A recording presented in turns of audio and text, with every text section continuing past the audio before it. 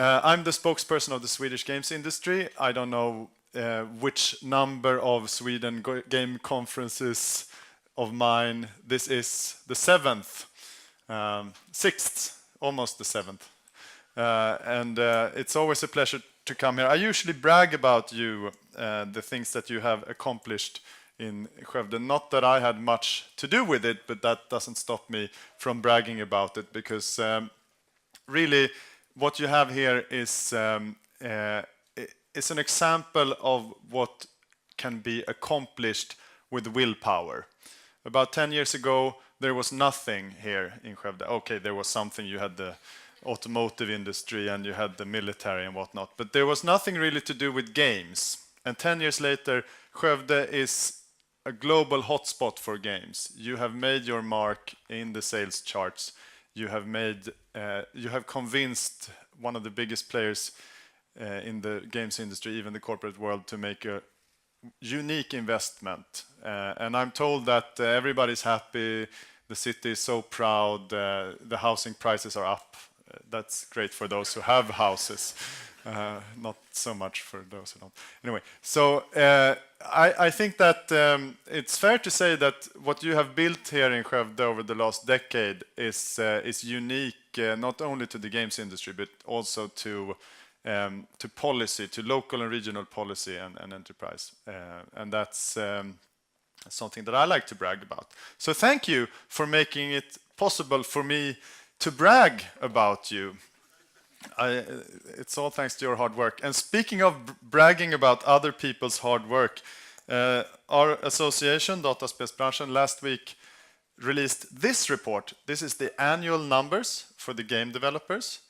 They're doing great, thank you.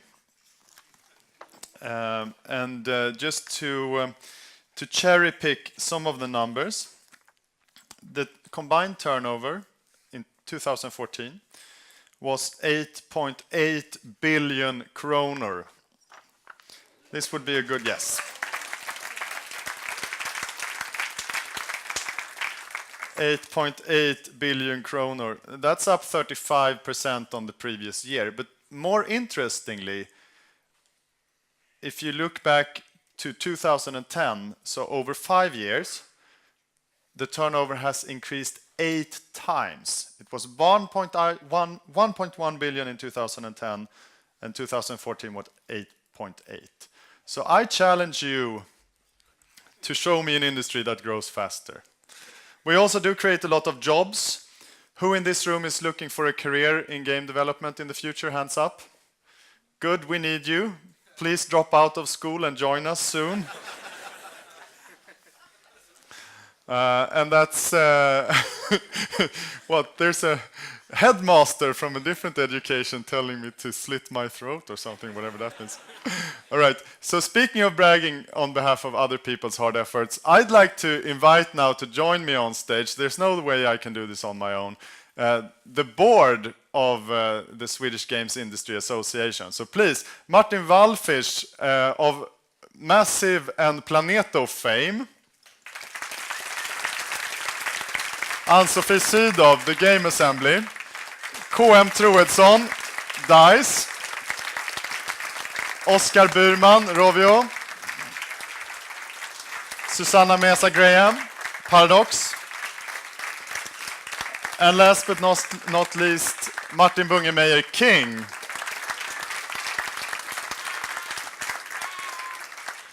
So, and Petersson.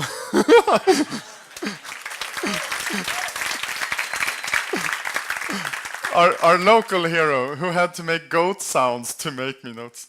So, yeah, so that was only because you weren't on that side. All right, so here you have the most influential group of people in the Swedish industry, and some of the greatest minds and most experienced people in this industry. Now is your chance to learn from them for about 10 minutes before we move back into the board meeting that we're having parallel to this. Martin Walfisz, you just sold your company for what, the 3rd time? Second, but you sold Massive twice. That's right. Tell us about it. Well, yeah, I sold Massive twice and now Planeto once. Excellent. So what do you plan to sell next? Well, Planeto needs to be sold another time. And then I have to just start another company and sell it. All right. And what do you learn from interacting with buyers and all the efforts you made over the years? How do you sell a game company? So I know a lot of the students here have an opportunity to go into the incubator. And then at some point they need to find an investor and maybe eventually sell the whole company. So what's your advice to them? Create great games. It's there's nothing more to say. Just make sure you create great games and build a great company, and then you will have a chance to sell it if you want to. Right. Or you create even better games and make a ton of money of them, and then you don't have to sell. Your plan was the first part of that. Right. So we can kind of guess what the next chapter is for Martin Walfisz. What is the next chapter? Well, continue making great games, and then see if I can sell another company. So you will be starting a new company. Is that what you're telling the world now? Well, eventually, absolutely. I'm still involved in Planeto, even though I sold it, and I still plan to do great things with Planeto. But yeah, I'm an entrepreneur. I love starting companies, and I'm sure I will start many more in the coming years. Mm-hmm. So if you're a student, imagine yourself being a student in this auditorium and considering a career in the games industry, because why else would you be here? What's your advice to them? Start a company. No, well, I'm not joking, but here's a half joke. I think it should be mandatory to start a company after your studies. In a way, that's when you're young and don't have a family yet and not used to earning a lot of money, that's the easiest time to start a company. And even if you fail the company you start, and most companies will fail, you have learned so much that will be valuable when you join another company as a salaried employee instead. So start a company. And Yay!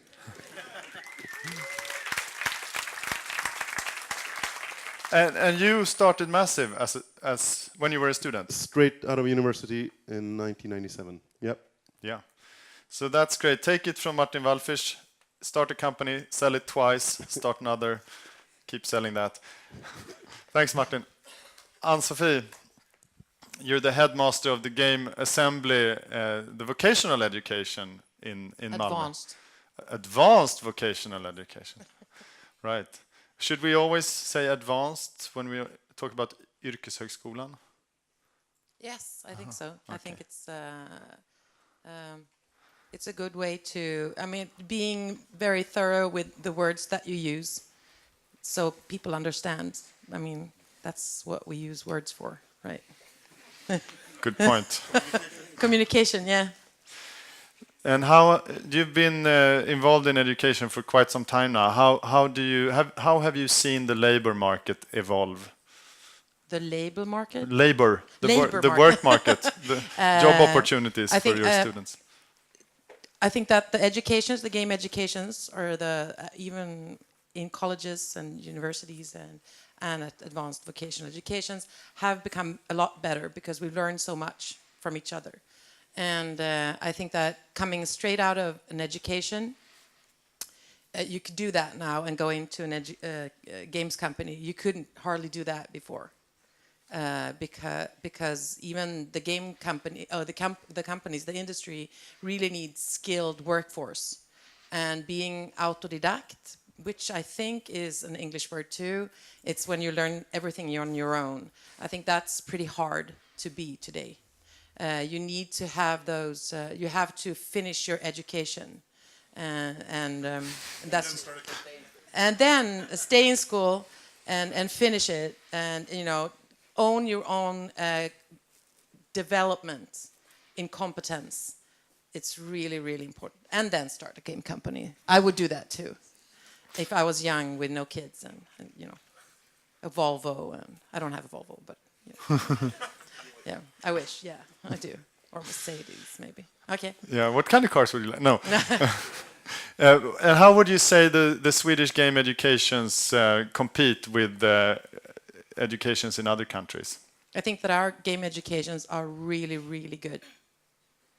And I think that because we listen to the students and we listen to the industry, the game education that has a good network with the industry, which is also Skövde, are really good.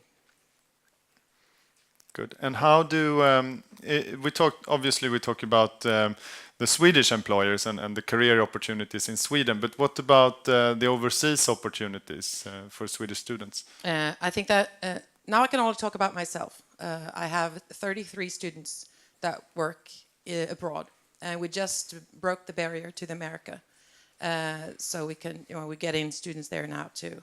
And I think that it's really good that they work abroad, because when they come back, they will. If they don't, it's okay too. But when they come back, they will have so much more knowledge, and they would see that the Swedish games industry is nice. Why is that? Is the Swedish games industry better? I think that we have a more grown up,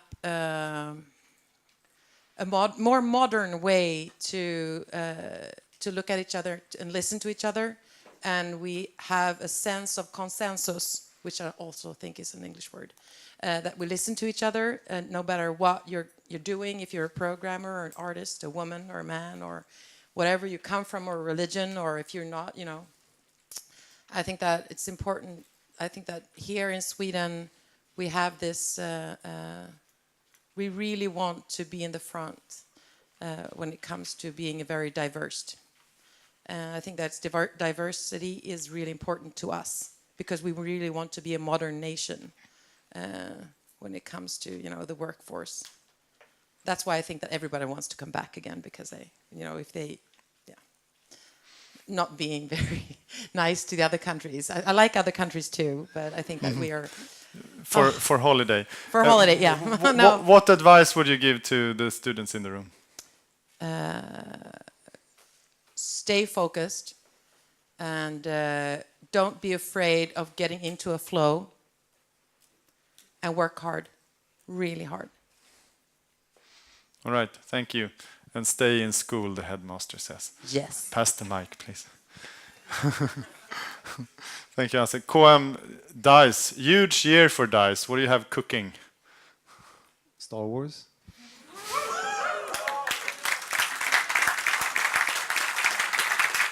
That's the easiest sell of anything.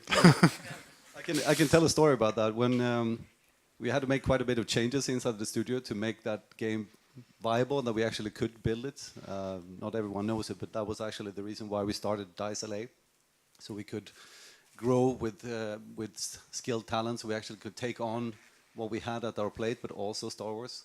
And when we announced that we were going to do the Star Wars game, we were sitting in an auditorium like this, but it was probably 4 times the size or something like that, and lights went down, and we just played the Imperial March.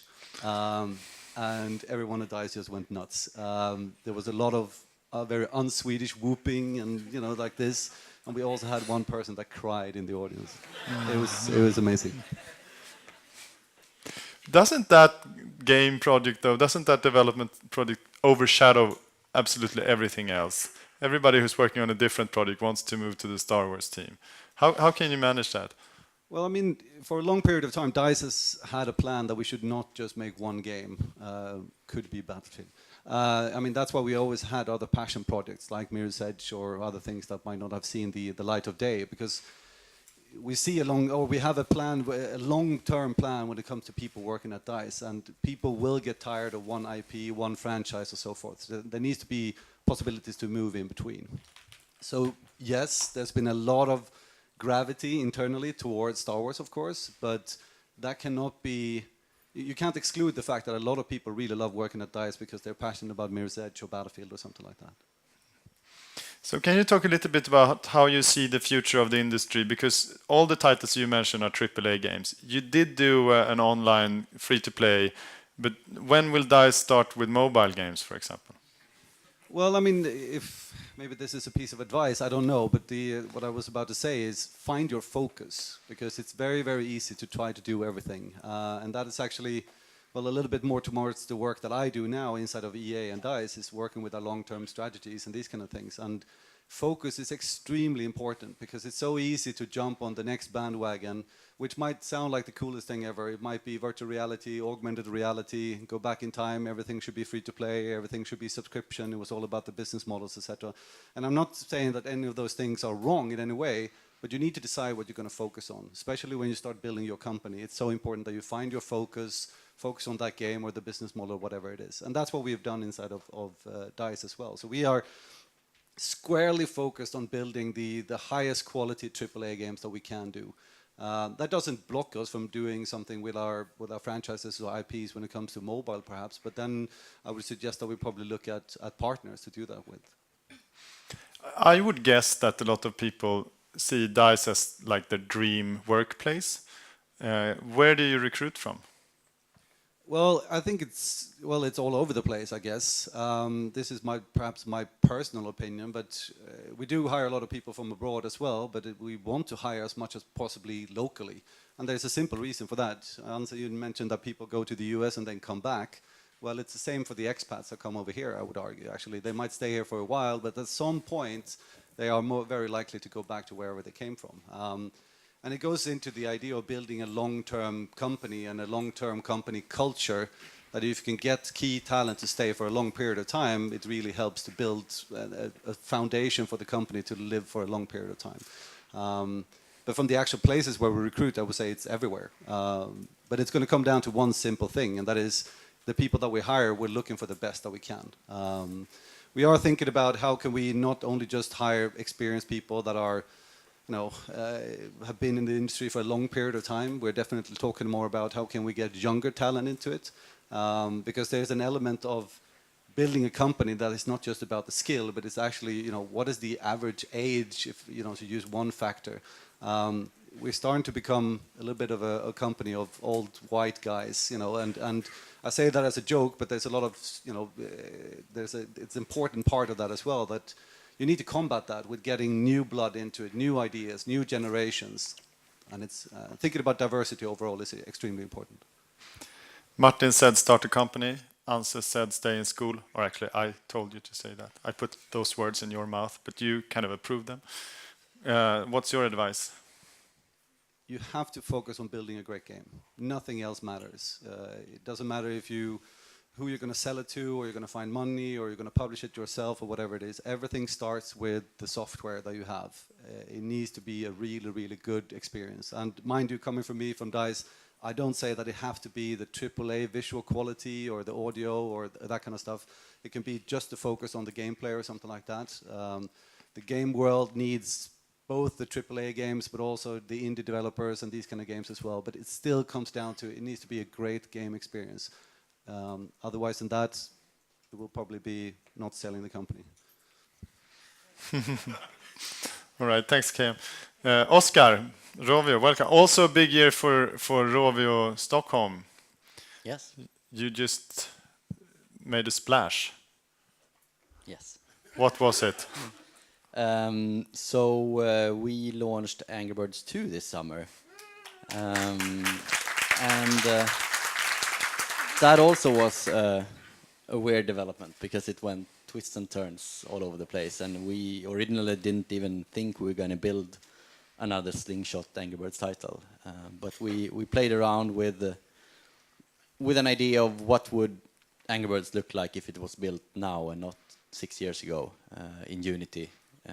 And we chose Unity because it's so amazingly fast to prototype in. And we built a prototype that we just felt like, wow, this is good. We need to launch this. And it wasn't even called Angry Birds 2 back then. It was called Angry Birds Big Adventure, which was shortened into ABBA, because it kind of was fun to have a code name ABBA when it comes from Sweden, and we talk with Finns all the time, and they don't have any famous bands. Yeah.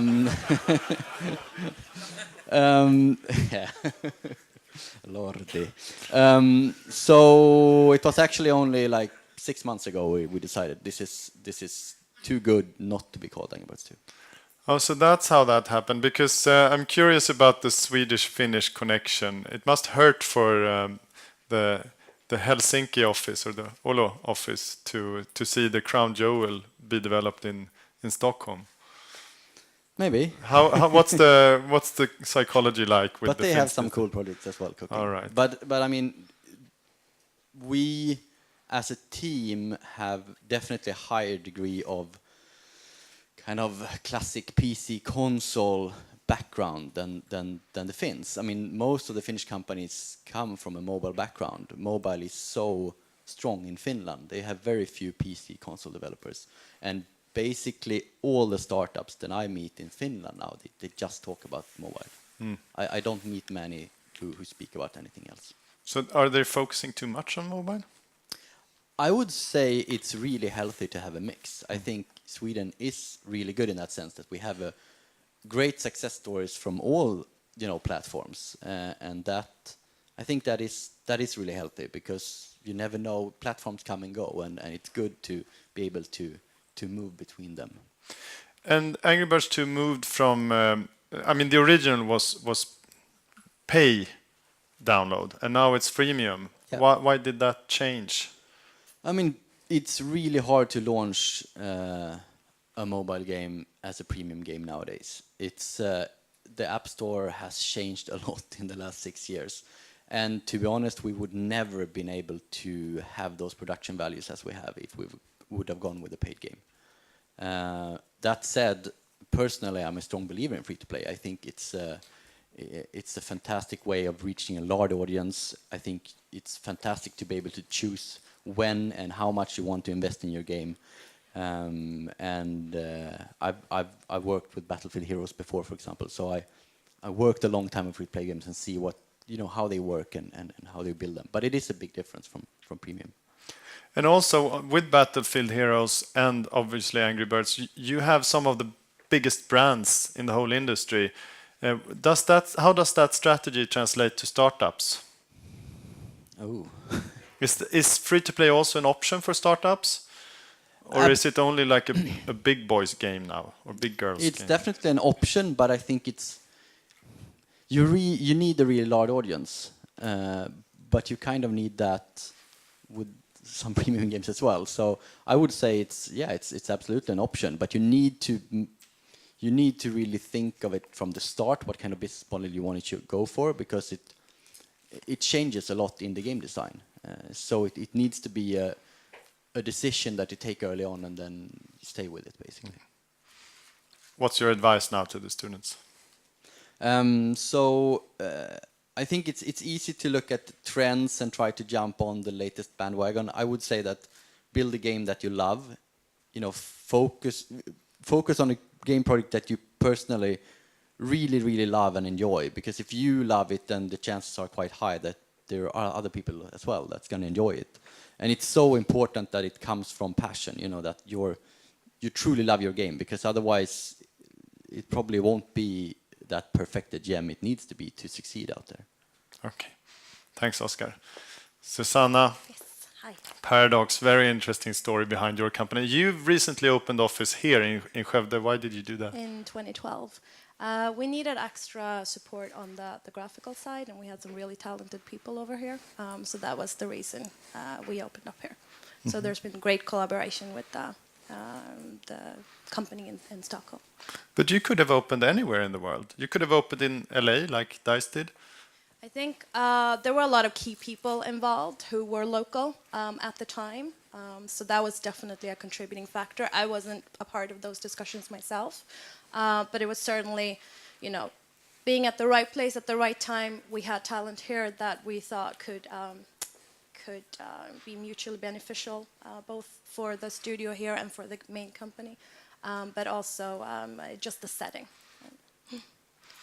Okay, just shifting focus a little bit. We talked a little bit about startups, and a topic that always comes up with startups is crowdfunding.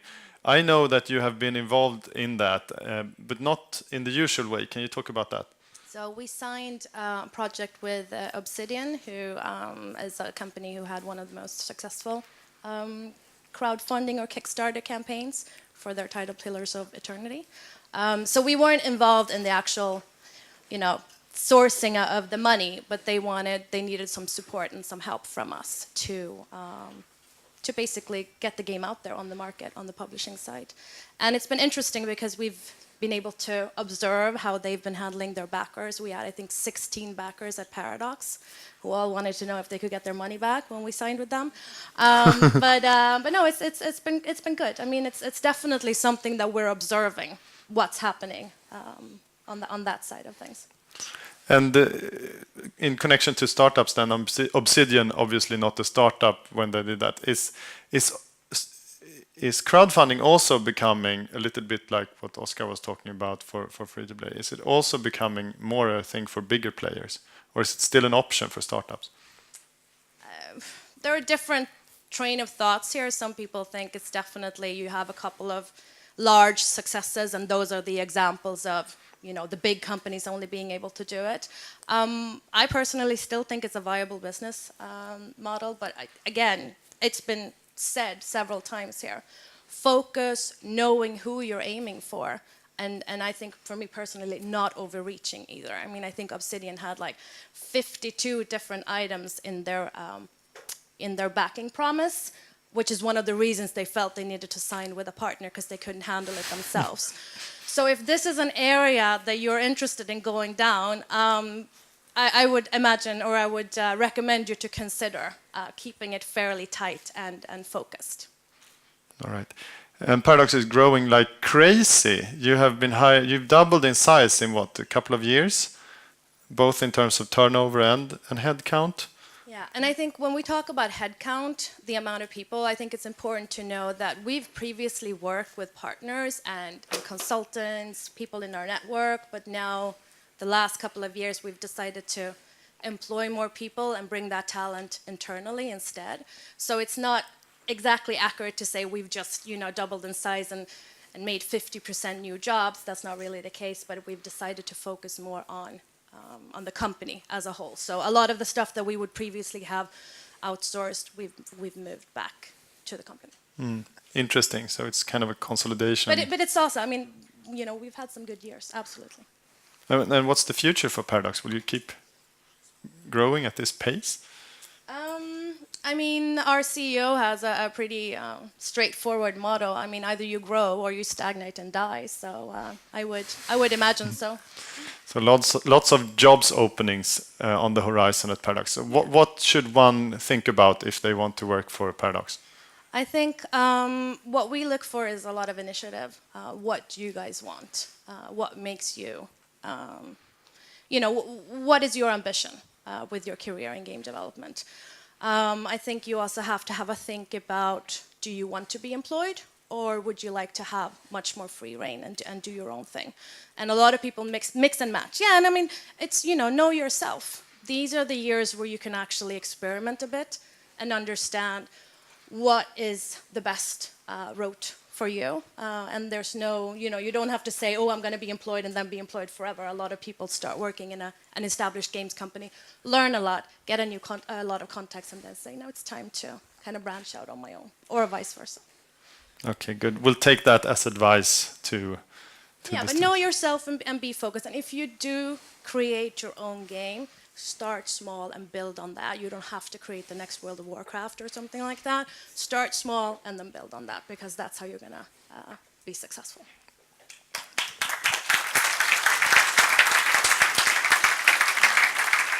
This is a long 10 minutes, Pat. Yeah, I know, but there's so much interesting stuff. Would you rather we send them off stage now and be done with this? No? Okay, thanks. Speaking of starting small and growing big, King, Candy Crush, what happened? What happened?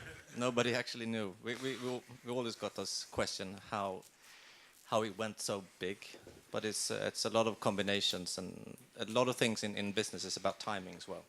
So you need to have everything right, and you can't really plan for a success that we had.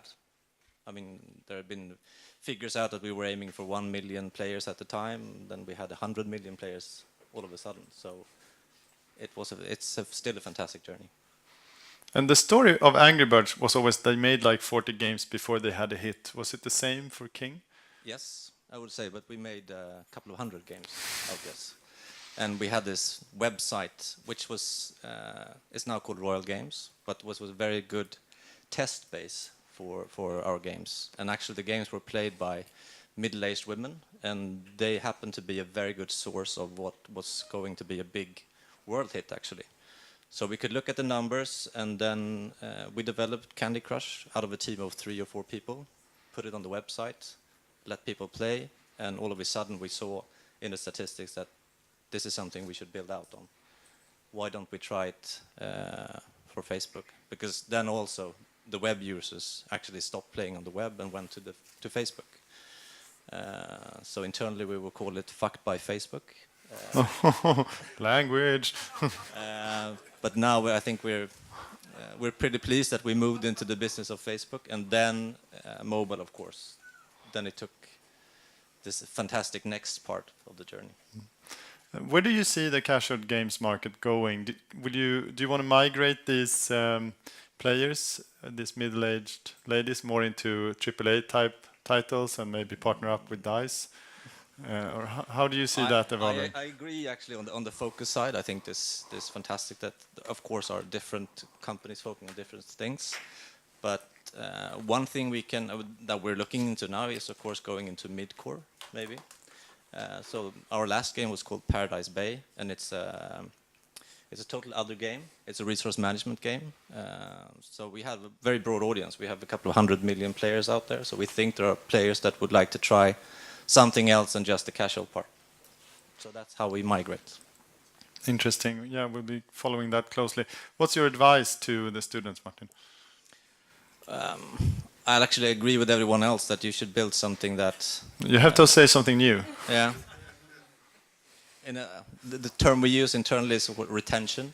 So retention is number one. Retention. Before you start working on models where you can monetize, player is king is often something that we talk about.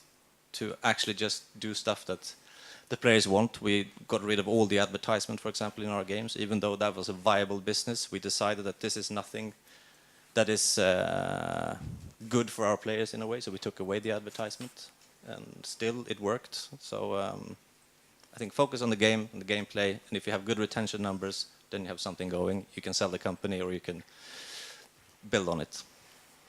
Okay, good retention. And I would like to say also that it's fantastic to be here, because we have Swedish Games Awards is a partner with us. We do everything with them each year, and one of the winning games we now actually have working on our engine. So I think we have a close relationship with the students, and we still want to have it. So I'm pleased to be here. Great, thank you. And to whoever makes the course planning for for the education, if you don't have retention in the curriculum already, you should add it. Take a page from Martin.